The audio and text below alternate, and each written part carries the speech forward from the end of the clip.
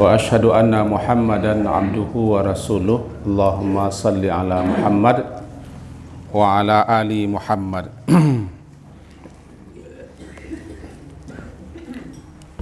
Bapak dan Ibu, kajian kita subuh ini pertanyaan lama yang dimunculkan kembali, setentangan menahan-nahan dalam salat, menahan kuo, menahan bersin, menahan batu, menahan takantuk, sampai dimunculkan. Jadi karena ada masih ada yang ragu, maka kembali kita jelaskan.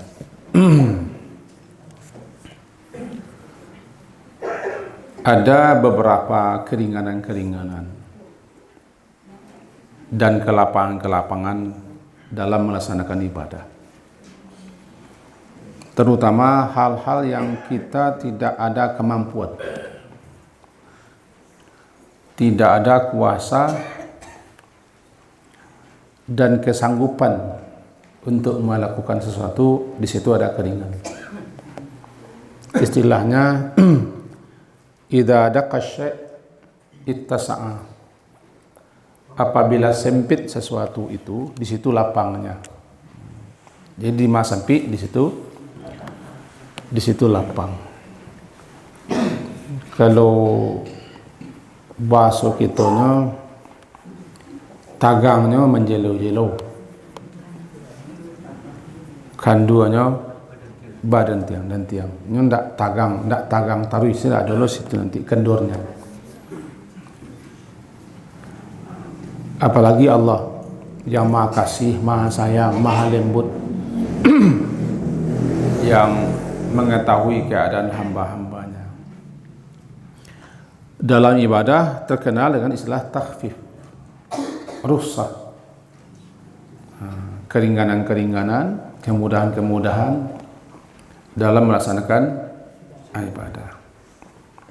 Lebih-lebih yang tadi, masalah bersin itu di luar kita, tidak bisa direncanakan, tidak bisa kita stop. Batuk juga, terkentut juga, dan menguap juga. Kita ini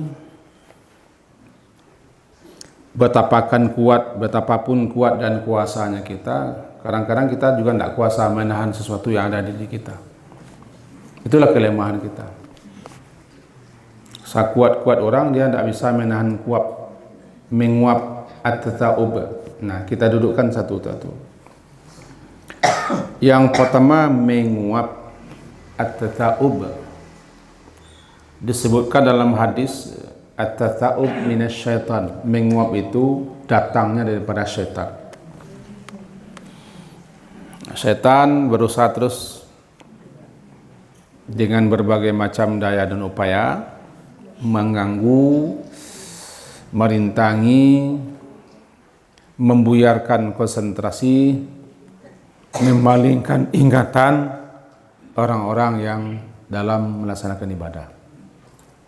Salah satunya menguap. Menguap itu bukan terkantuk, justru jago lalu menguap, kena terkantuk. Jika terjadi menguap, ada 3 cara, baik dalam salat ataupun di luar salat. Pertama, jangan ngangakan mulut. Jangan dibuka mulut, jangan dibuka. Jangan lepas. Ketika lepas itu, setan masuk.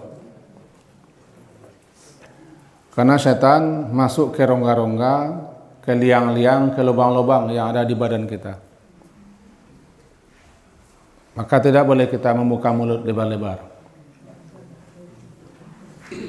Yang kedua, jangan dibaca ha. Betul. Itu makanya kita jelaskan lagi, karena banyak itu.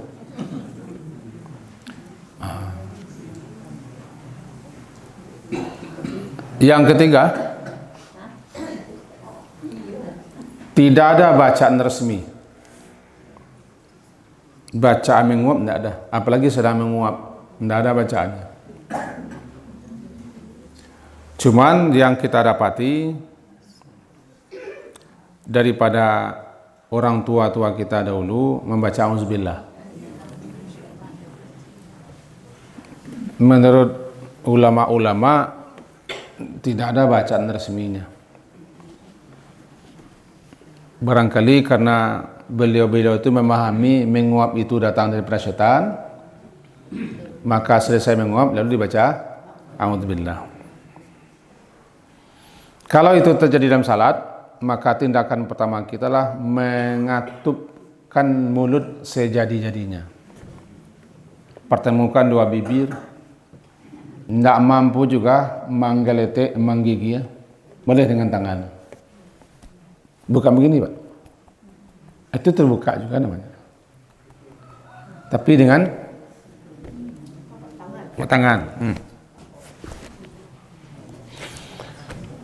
Jangan dengan kedua tangan, itu hebat mana kuat mana tu, Bu. Kuat mana kuat tu. Sekedar sebisa saja. Pokoknya jangan terbuka. Tidak boleh terbuka. Tertawa setan, dahika setan, tertawa setan. Tidak bisa dengan mulut saja, bantu dengan tangan. Dan seterusnya. Tahan sejadi-jadinya. Itu jelas pengaruh setan, jelas pengaruh setan.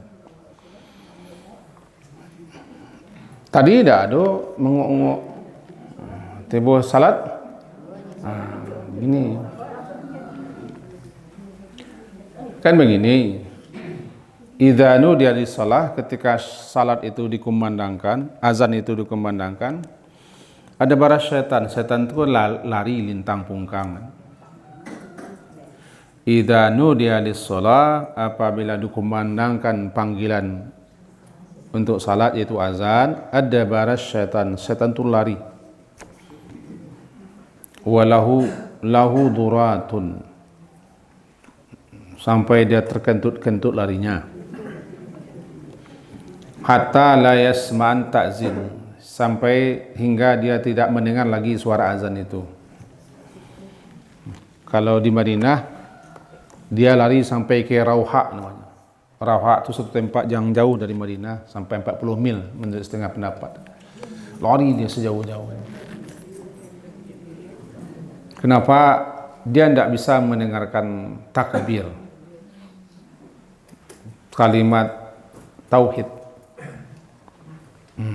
Ini ketika setan mendengar itu dia tidak tahan. Barangkali itu pula dasarnya kalau andai ketemu setan menyelmakan diri, langsung kita baca takbir. Dia berjalan tidak di tanah misalnya, seperti di TV. Tapi kalau melihat setan di TV, jangan takbir pula, itu tidak setan. Itu artis. Andaikan jin jahat menakut-nakuti kita, atau ada sesuatu yang menjelmakan dalam bentuk-bentuk menakutkan, langsung takbir. Allahu Akbar, Allahu Akbar, Allahu Akbar. Atau azan, boleh azan. Dia takut dengan itu. Takut dia. Karena dia diingatkan kepada kebesaran Allah. Nah, ketika azan dikumandangkan lari. Setelah azan dikumandangkan, kan begitu dalam hadisnya. Fa idza qudiyan nida, maka apabila telah selesai diserukan suara panggilan azan, aqbala, dia datang lagi. Datang apa? Dia datang kepada orang yang akan salat. Kalau di rumah diperlambat-lambatnya. Jika berwuduk, diganggunya wuduknya, sehingga dia berkolai-kolai berwuduk. Habis air.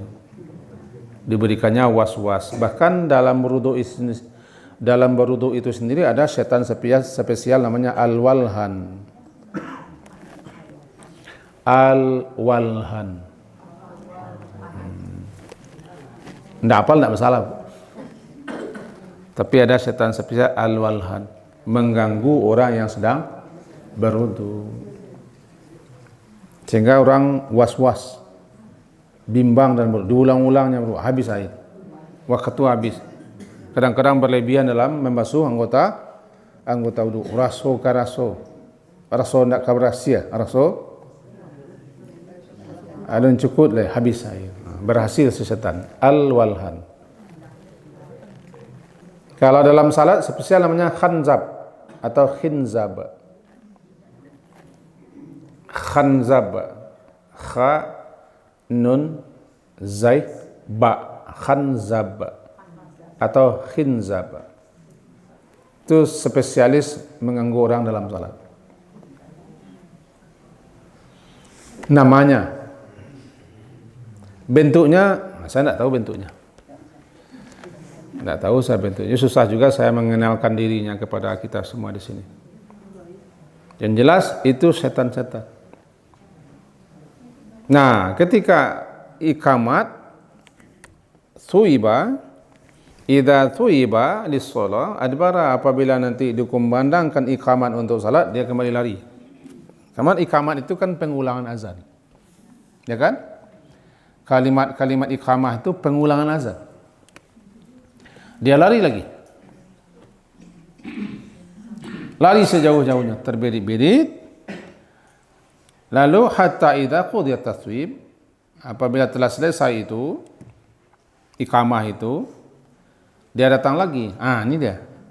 Aqbala, hatta dia datang lagi, hatta yakhturu bainal mar'i wa nafsi, sampailah dia memberikan bisikan-bisikan, menimbulkan pikiran-pikiran dalam hati manusia, dalam diri manusia. Yaqulu lahu udhkur kada wadhkur lima lam yakun yadhkur min qabl. Ingat ini yang sebelumnya tidak ingat. Sampai-sampai hatta hingga manusia itu bisa jadi ragu apa yang dilakukannya, apa yang dibacanya. Entah kadang-kadang tuh menguap dah. Tuh sebantaku asan dalam salat. Dikecetakan tuaknya 12 jam lalu cukup. Jika itu terjadi, tutup mulut. Tutup mulut, jangan dibaca ha.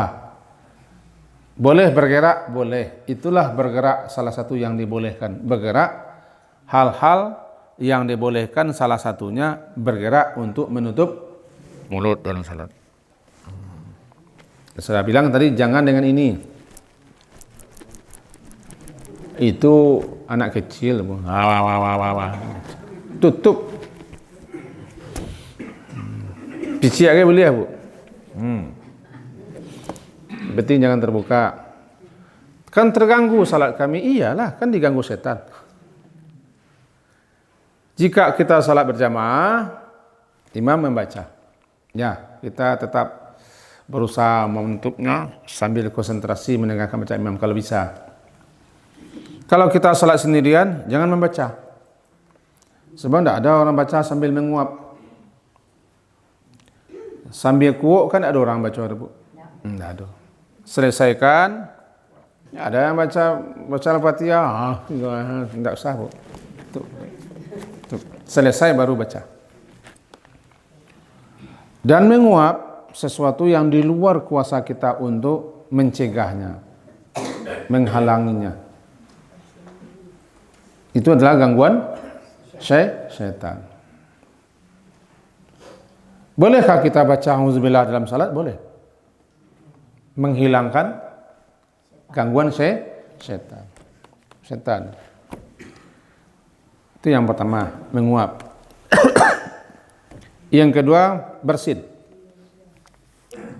Bersin. Kalau bersin itu semenjak di rumah menjadi-jadi. Kan ada orang yang bersin itu menjadi-jadi. Kalau sudah bersin, pilek itu tidak berhenti-henti.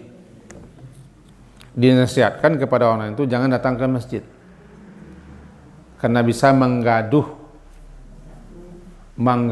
orang lain dengan basin gitu.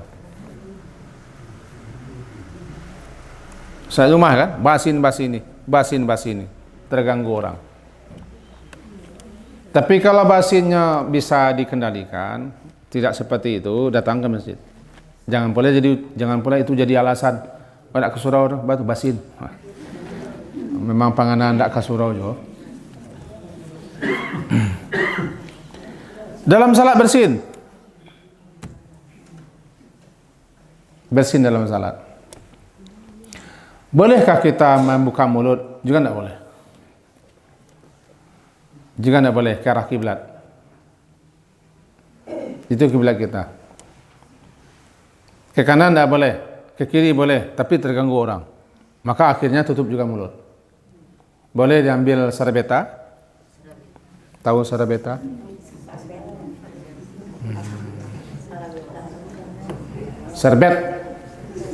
Sarbeta sapu tangan.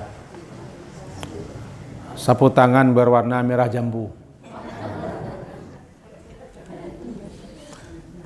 Ingat ibu yang dulu-dulu ya. Ambil boleh disaku kalau kita sudah ada gejala flu dan pilek. Gejala flu sudah ada melia boleh. Tapi gerakan yang dibolehkan namanya. Yang tidak boleh, ibu pergi keluar dilasik selimut di luar. Boleh balik. Kalau salat balik ya tidak boleh. Karena ada orang selimut jalan melia. Lai. Ka bawah medianya kate. Kalau kate diru namanya. Ada nanti rasa-rasa mau titik. Rasa-rasa mau menetes ketikar. Kadang-kadang penganan kita tergaduh. Boleh diambil, boleh ambil di mana letakkan yang paling gampang ambil boleh untuk apa tisu apa sapu tangan. Nah, sarbeta atau terlakuan kok lato lo gitu. Ditambah pula dengan bersin. Kita itu setiap bersin setiap menyembur, Bu. Nah, tutup. Setiap bersin setiap menyembur. Tuh menyembur. Tapihnya enggak ada lah mungkin. Lararak di muka. Lah itu rarak, Pak. Pak Ji, rarak Pak Ji. Tangga, tidak ada penapih bersin tu leh. Lapih ke muka kena semprot, tahanlah dengan sarbeta sapu tangan ditahan. Atau dengan kain tertentu tahan. Kalau tidak ada kain penahannya dengan mulut tangan saja, supaya jangan menyembur ke depan. Karena itu virus. Bersin itu ada dua. Pertama, bersin alhamdulillah. Karena yang dikeluarkannya penyakit. Yang keluarkannya penyakit. Itu bersin bukan gejala flu. Yang kedua, bersin awal sakit. Awal sakit. Kalau bersin 1, 2, 3, maka kita disuruh membaca alhamdulillah. Orang yang mendengar membaca yarhamukallah. Tapi bukan dalam salat.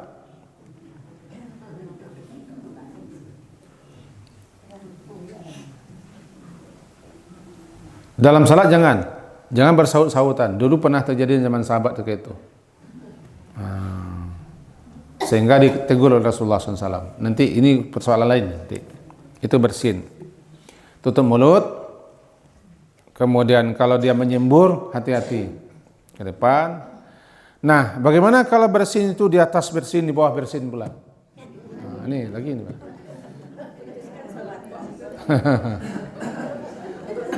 Itu bataulu namanya tuh.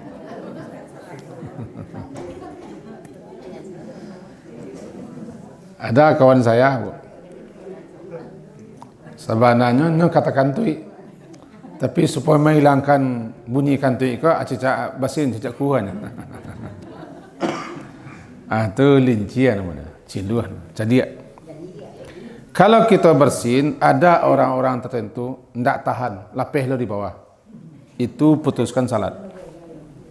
Batu kadang bersin,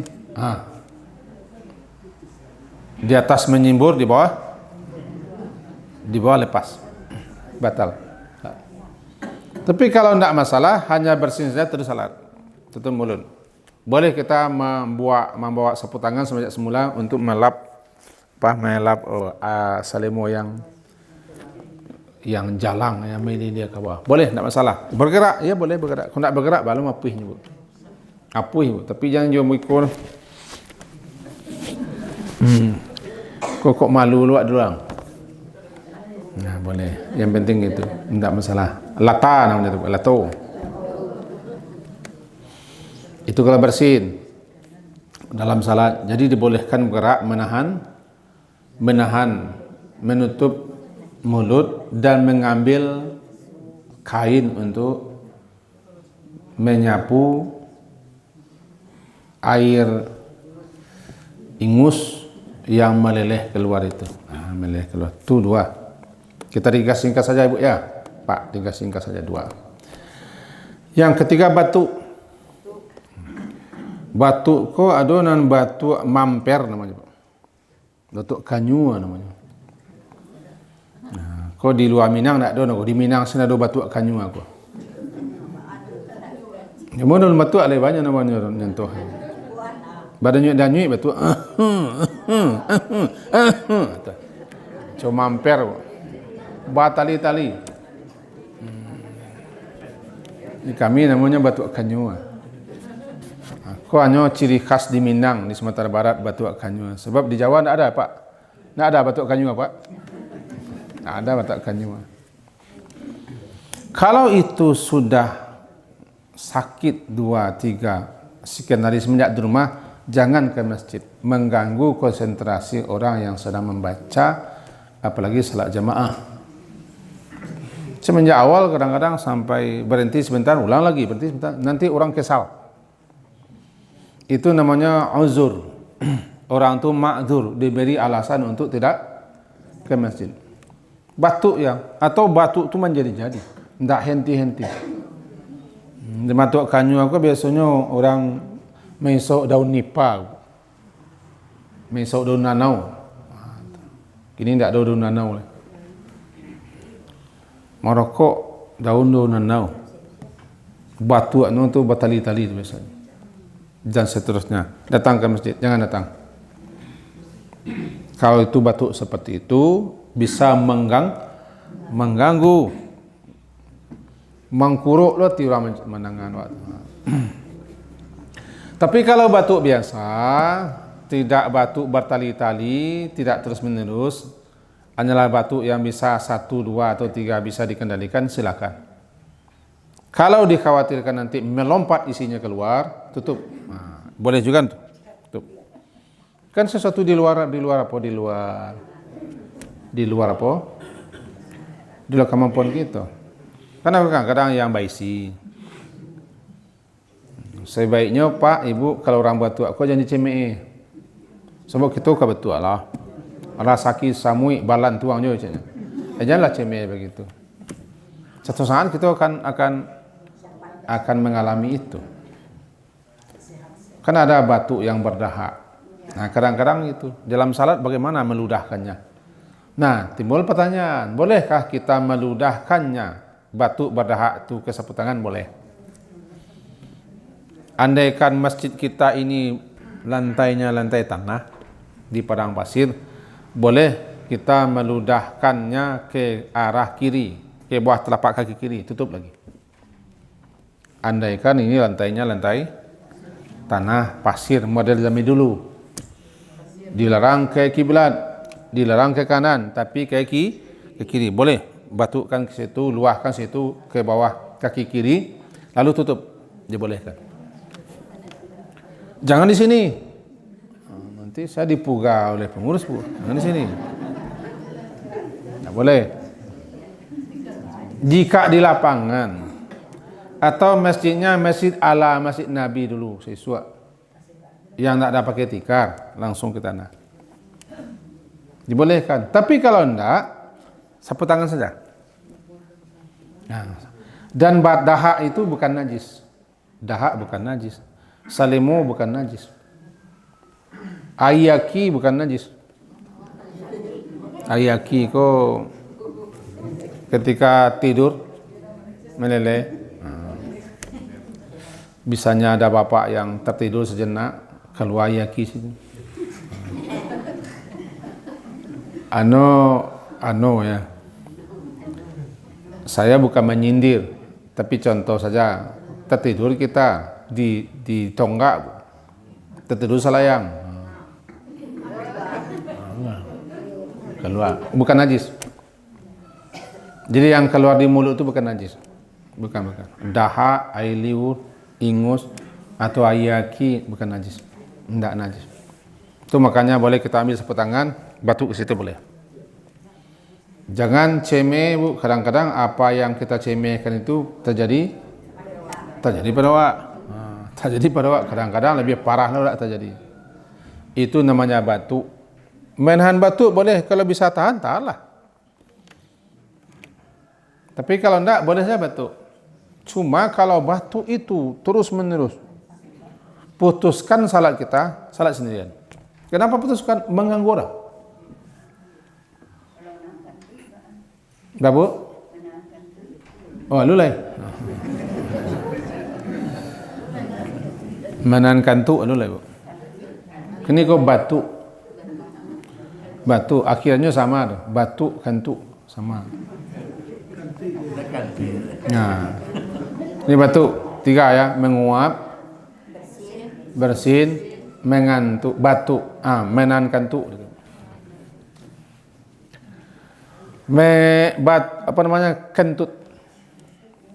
Kentut. Kalau kentut, ada yang bisa ditahan, ada yang tidak. Ada yang hanyalah dipermainkan setan perut, mengereok-ngereok, berbunyi-bunyi. Nah, idza wajada ahdukum fi batnihi syai'an, apabila salah seorang kamu itu mendapati di perut ada sesuatu yang berbunyi-bunyi hendak keluar, fala yakhrujanna minal masjid, jangan dulu putuskan salat keluar masjid, jangan. Hatta hingga betul-betul yakin. Salah satu yakinnya yasma'a sautan, terdengar bunyi. Apakah bunyinya menciut atau balaput, itu serah yang bunyi. Atau yajidarihan, atau dia mendapati ada bau, atau dia sendiri yang paling tahu merasakan. Tapi kalau tiba-tiba hilang, itu permainan saja setan. Hilang, bunyi tidak ada, bau tidak juga, terasa tidak, hilang saja. Ditahan sedikit saja hilang. Kan lari ke dalam dengan lari keluar beda. Lari ke dalam tidak keluar. Lari keluar itu jelas kita sendiri yang bisa merasakannya. Tapi kalau kentut itu ditahan-tahan juga, disampah-sampah juga, tidak bisa. Itu batalkan saja salat, mengganggu. Tadi makan pisang batu mungkin. Pisang batu atau sesuatu yang punya gas, belo. Nah, kalau semenjak awal menahan kentut, tidak boleh. Tidak boleh. Lepaskan ke air lah. Biarlah terlambat salat. Ke air, kan penyakitnya di situ, Bu. Pak, di situ. Nah, tadilah tersasak, tapi bertahannya dia malih bau. Nah, malas berutuk. Lepaskan betul, lapuh yang mana ke sini? Lapuh lah, habis-habis. Kalau tersak buang air, langsung baik. Terlambat salat tidak masalah, karena kita sudah dicatat nilai salat itu. Tadi sudah berwudu di rumah, lalu tiba di masjid, datang dia mendesak sekali, lalu kita ke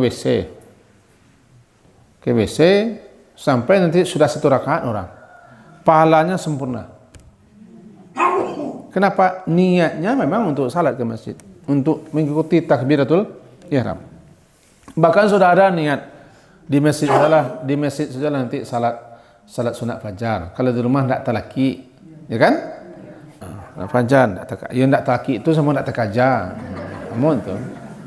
Cik basuh inkorba, cik basuh kembang kan beda.